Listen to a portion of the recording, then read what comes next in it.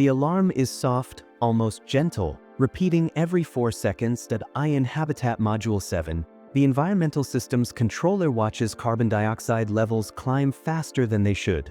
The primary scrubber is running, but efficiency has dropped significantly in the last several hours. The secondary system is offline, waiting for a replacement membrane bumped from last month's cargo manifest for drilling equipment deemed more urgent. The tertiary backup is a portable unit designed for emergencies, which this is rapidly becoming. She calculates population, metabolic rates, remaining capacity. The math gives her perhaps 10 to 15 hours estimate. Maybe longer if she can convince 20 people to sleep through their work shift. She reaches for the comm system, then pauses. The module lead. The settlement council, Earth, where answers take minutes to nearly half an hour depending on orbital position.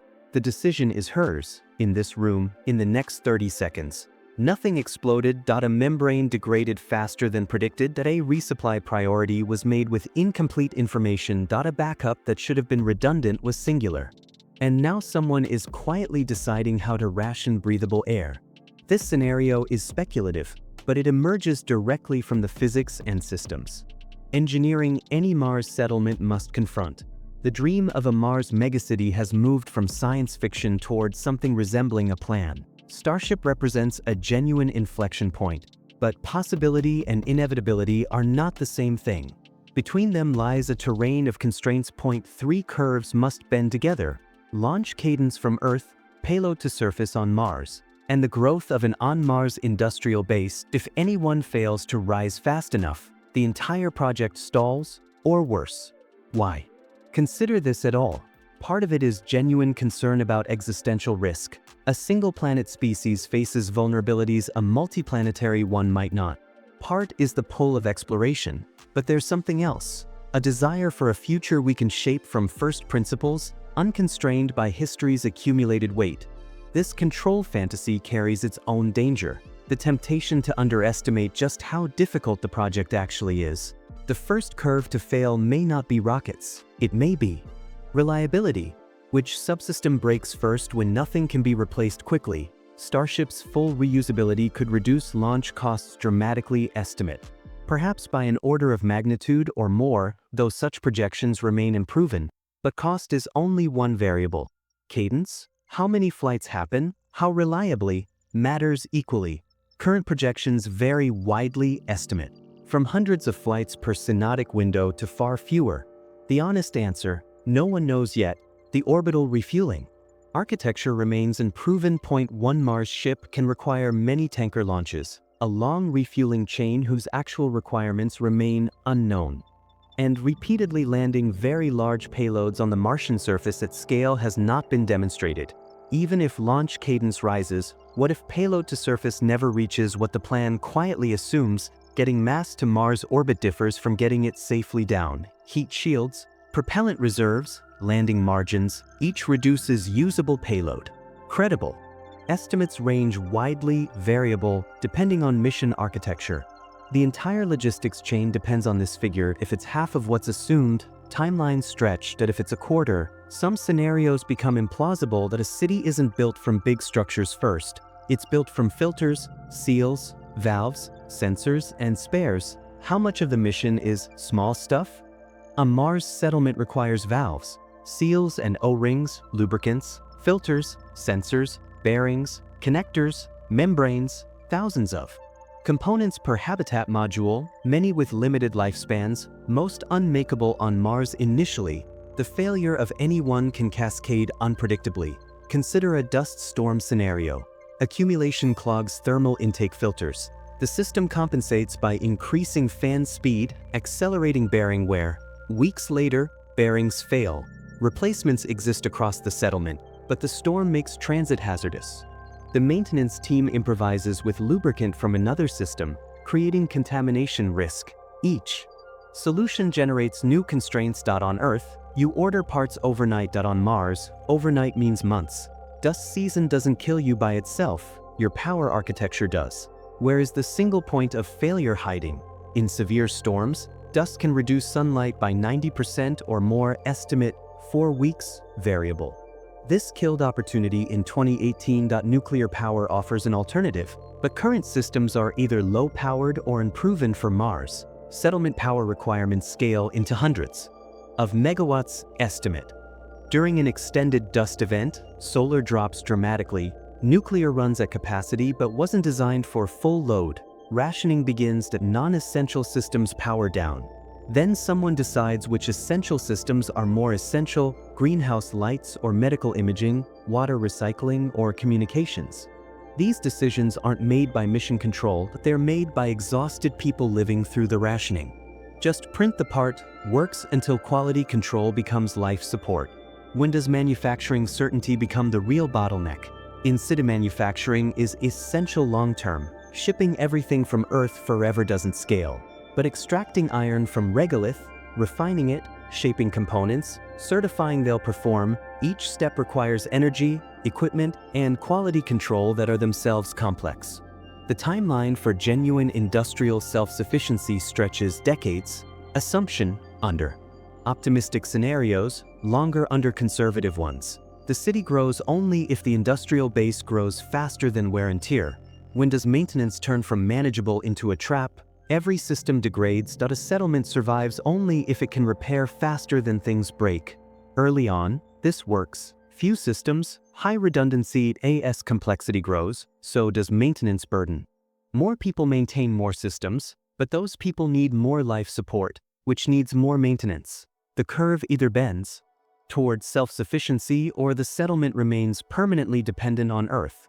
What happens when the crisis is medical, not mechanical, and the resupply clock is measured in months? A settlement cannot have every specialist, every medication, every surgical capability. Telemedicine helps, but light lag makes real-time emergency guidance impossible. The radiation environment on Mars can be modeled, estimate, but long-term health outcomes from chronic exposure remain disputed, unknown. We lack the medical data to know with confidence. Imagine a physician diagnosing a condition requiring medication not in inventory. Next resupply, well over a year estimate. The patient can be stabilized, probably, but not cured. The physician explains. The patient understands intellectually. But understanding and accepting differ when the acceptance is of preventable suffering. At what point does a settlement stop being a team and become a government? With legitimacy, enforcement, and consent. Early phases are simple: small team, shared mission, clear hierarchy. Scale changes everything. Disputes arise that consensus cannot resolve. Resources must be allocated unequally. Rules must be enforced against objection. Consider a governance crisis in year 4 that the Settlement Council allocates emergency water reserves to the primary agricultural module, reducing rations for the manufacturing sector. The manufacturing lead argues her team's work enables future food independence. Sacrificing it now trades long-term survival for short-term comfort. The council votes over her objection. She complies, but files a formal dissent and requests Earth arbitration. Point 3 of her team members begin keeping separate resource logs, questioning the council's legitimacy. The N01 rebels. N01 sabotages anything. But something has fractured: trust, perhaps, or the assumption of shared purpose. The settlement continues functioning. It also continues remembering. The psychological dimension compounds this. Someone 3 years into a Mars assignment, 2 years until the return. Window: excitement faded, routines monotonous, relationships strained. The landscape that once inspired now feels like a wall. This is not weakness. It is human response to conditions no one has experienced at this duration. Selection screens for resilience. It cannot eliminate humanity. Where does this leave us? The case for attempting settlement: multiplanetary redundancy against existential risk, technological spillover, inspiration for cooperation. The logic that starting sooner means arriving sooner. The case for caution: opportunity costs when Earth's problems press, ethical obligations to those sent into hardship, humility about what we don't yet know. A middle path structures itself as phases. Phase 1. Prove that repeatedly landing very large payloads on Mars at scale actually works. This remains undemonstrated. Establish a research outpost of 12 to 20 people sustained for years. Testing life support, maintenance, and human factors. Gate condition: system stability and crew well-being without emergency resupply. Phase 2. If the outpost succeeds, expand to a town of 1 to several hundred at gate condition. Local manufacturing begins offsetting Earth dependence. Medical and governance systems prove scalable. Phase 3.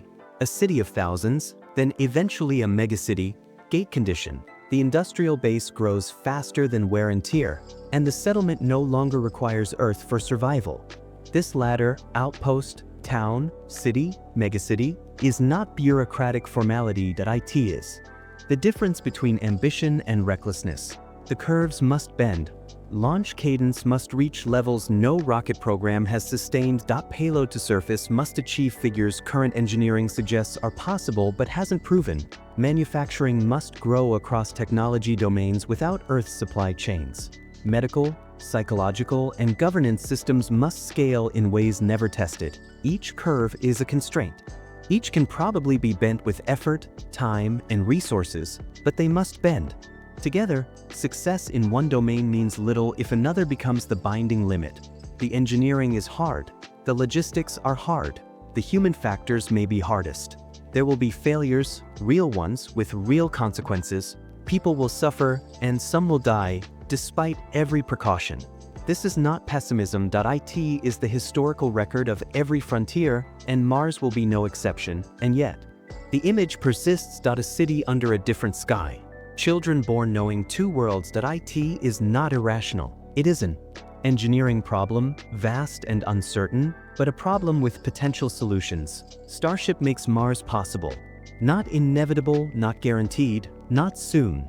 Possible, and genuine possibility at this scale is rare enough to pursue carefully, neither dismissing nor overpromising. The settlement, if it happens, will be smaller, messier, more improvised than the renderings. A place of constant maintenance and difficult decisions made by tired people far from home. IT will also be, should it endure, the beginning of something unprecedented. That is where we stand. The edge of a threshold, looking outward, the red light of another world, waiting.